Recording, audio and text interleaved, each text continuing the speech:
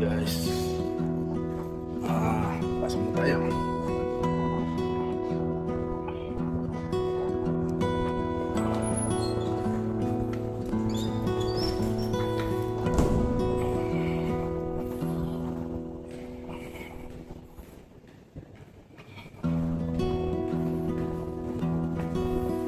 Sana guys, supportan yung aking YouTube channel.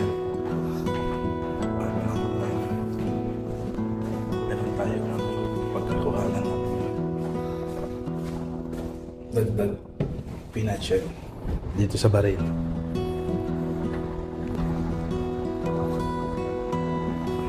Medyo na-blurred yung ating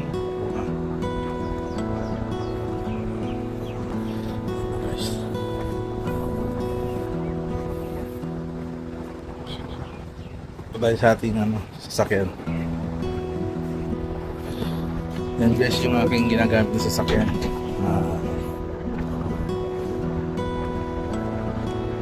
Hyundai Tucson 2022 model. And at ang itong isang to si Mrs. ang gumagamit. Ito ang Suzuki Ertiga.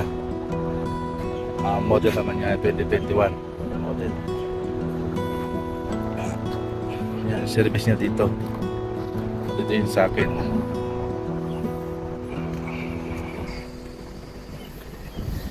Guys, pasok pa isa sa akin natin. Prepare tayo ng pag-alis.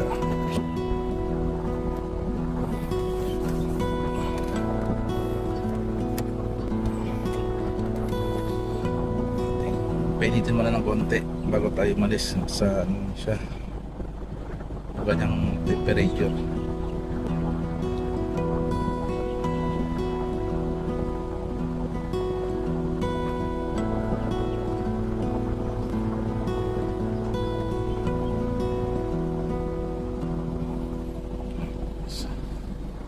Ito yung lugar ko dito sa Bahrain. Dito tayo sa Aali area.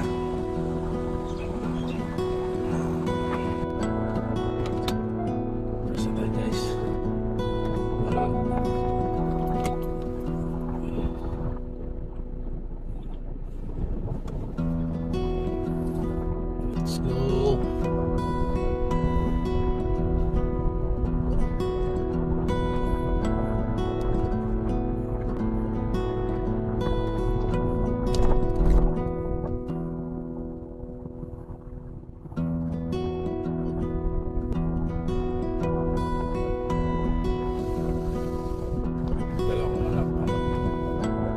Sila pumapasok sa may gising. Tapos si Mrs. 4:30 gising na yan para mag-prepare ng babawin ng dalawang bata.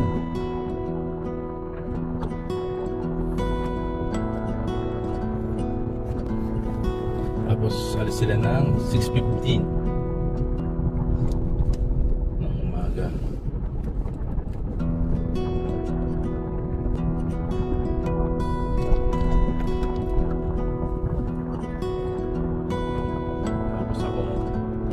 Gising ako ng 6:45.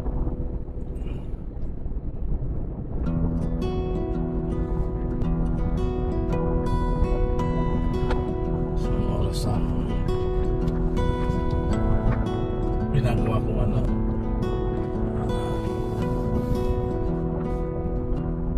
para sa preparation pagkalis.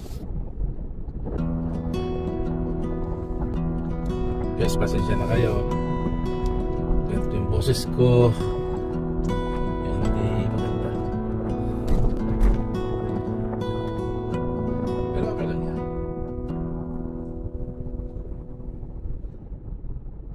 Ito yung buhay ko sa Bahrain. Gising sa umaga, pasok. Pagdating ng alas 5, uwi.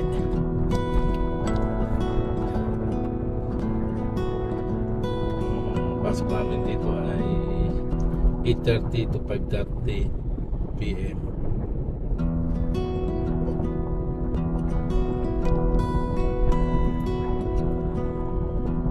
Tapos ang day naman namin ay Friday, Saturday, 2 days.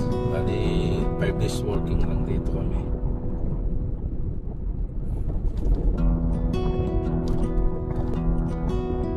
Pag minsan hindi ako busy dito sa Balay, tumatawid ako ng Saudi.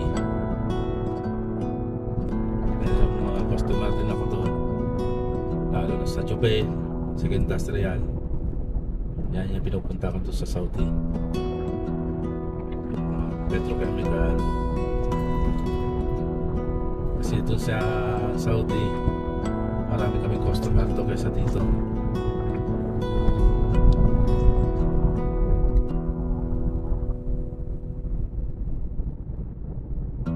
Kaya tumatawid ako ng Saudi.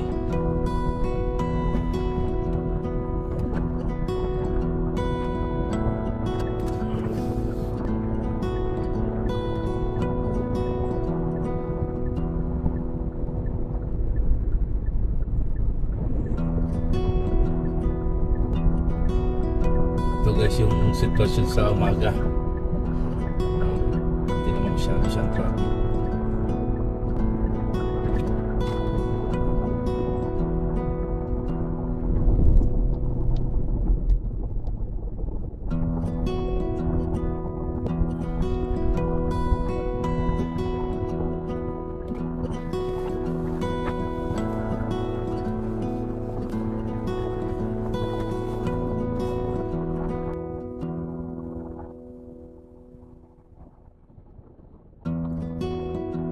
Guys, meron nga pala akong piniling scanner, OBD scanner. Subukan natin yan mamaya. I-ating i-scan natin mga ating sasakyan kasi minsan may lumalabas na check engine, pero wala naman akong napapansin iba sa sasakyan ko. I-double check natin. Hindi naman siya blinking, steady lang yung check engine niya, nakahina. Minsan nawawala, minsan pagdating ng ilang araw, bumabalik siya. Pero pag hinto mo, kahit 6 hours nawawala pa. Start mo ulit. Baka may problema tayo sa sa oxygen sensor o sa throttle body. Isa kasi madumi lang yung throttle body tapos yung oxygen sensor. Kaya i-check natin yung decide na kung bumili ng scanner. Medyo mahal din ang pagpapa-scan dito. Sariling sikap. Papawas tayo sa service charge.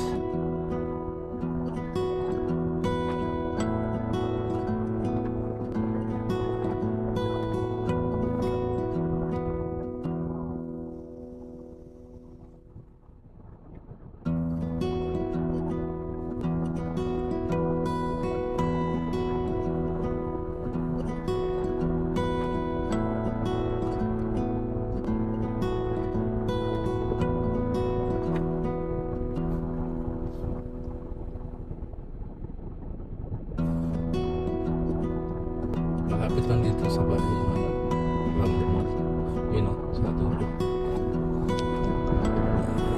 Ay, nakikita.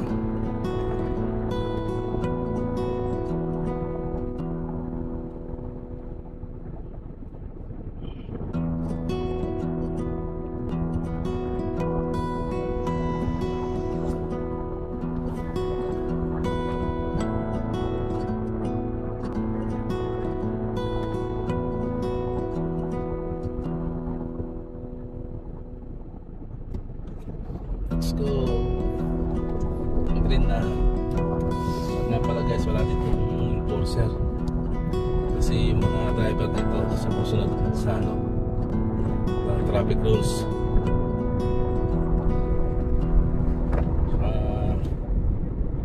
Hindi pwedeng lagi makita kung dito. Dahil bawal dito yung away. Pasensyahan na lang kung nabangga ka o nakasabit ka. Dadaanan na sa pakiusapan sa kailangan bayaran. Halos naman dito mga sasakyan naka-insurance, walang problema.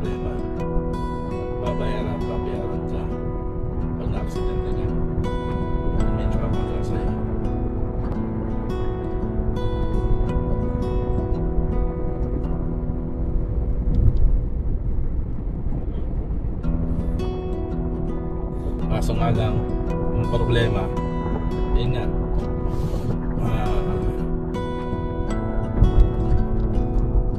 abala, papagawa ka ilang days din. Tulad yung nakaraan sa akin ito, nasa pita, binayaran naman. Hindi nga lang abala. Nag-usap kami nung nakasagi sa akin. At maganda naman yung approach niya sa akin. Binigay niya laging details na yung details niya. Binigay niya yung ID,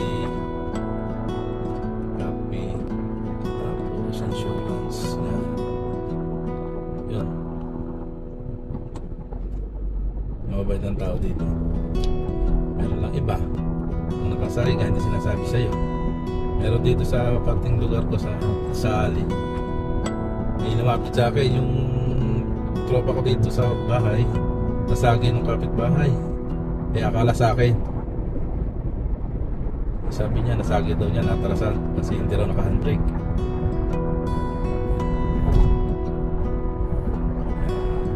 Binigay yung contact number niya, tapos sinabi ko sa tropa ko dito. Pero hindi na naman nag-complain yung tropa ko. Kasi maliit lang naman yung gas-gas.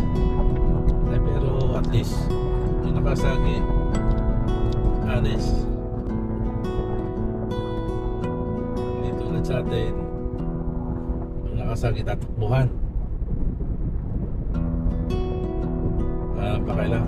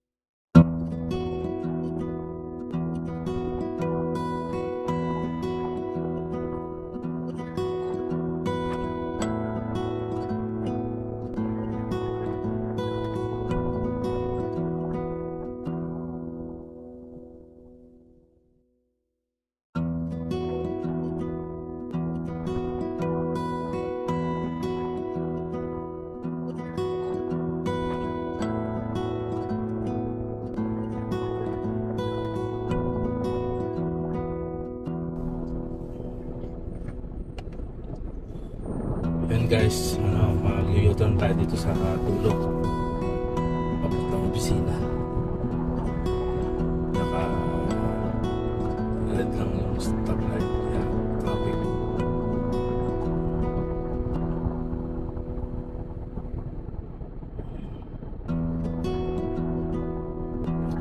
May pulis natin lahat. Yan yung traffic enforcer dito. Ganyan yung patrol nila.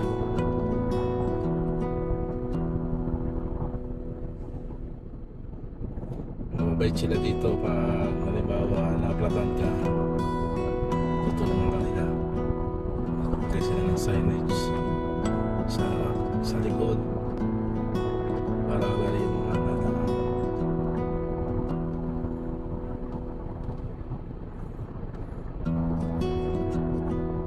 Minsan pag kailangan talaga ito, yun, matawag sila ng tawing tao pag hindi na kaya sa repair yung sasakyan kung magkaberya.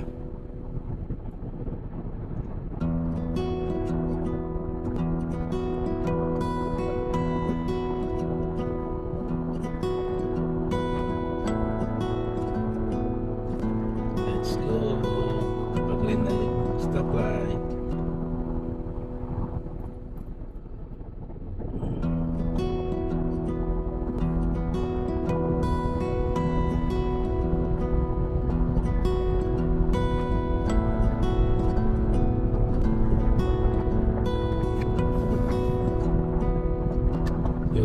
guys, heat area na to nga pala. Ito yung tinatawag na heat area. Sa pag umalit ka lang nandiyan yung industrial Salman Industrial City.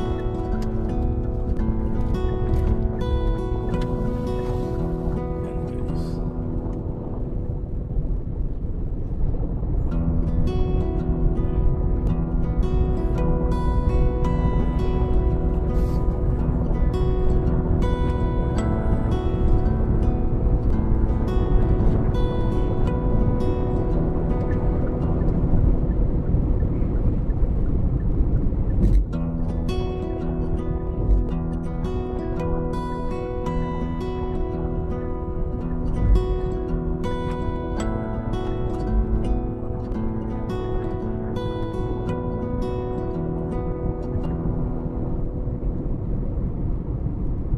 Dito sa bandang kanan, dito tayo papasok. Pag U-turn mo, unang straight and kanan, pasok natin siya. Yan, papuntang office na namin yan.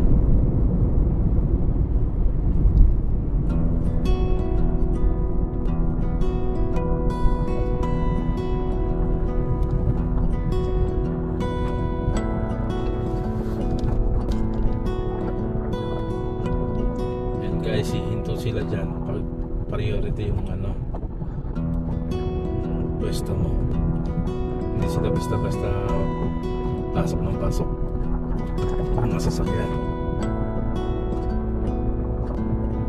Dito ulit sa Saudi, basta nakita ang bakante, pasok.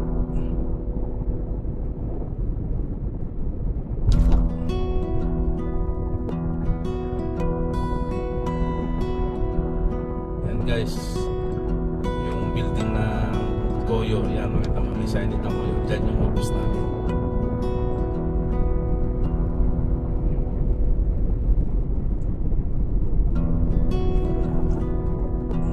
Guys, bumiyahe tayo ng 20 to 25 minutes. Dito na tayo sa office.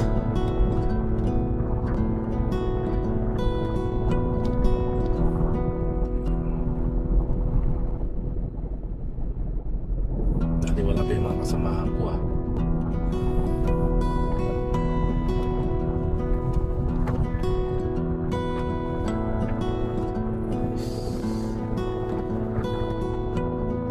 I'm here now.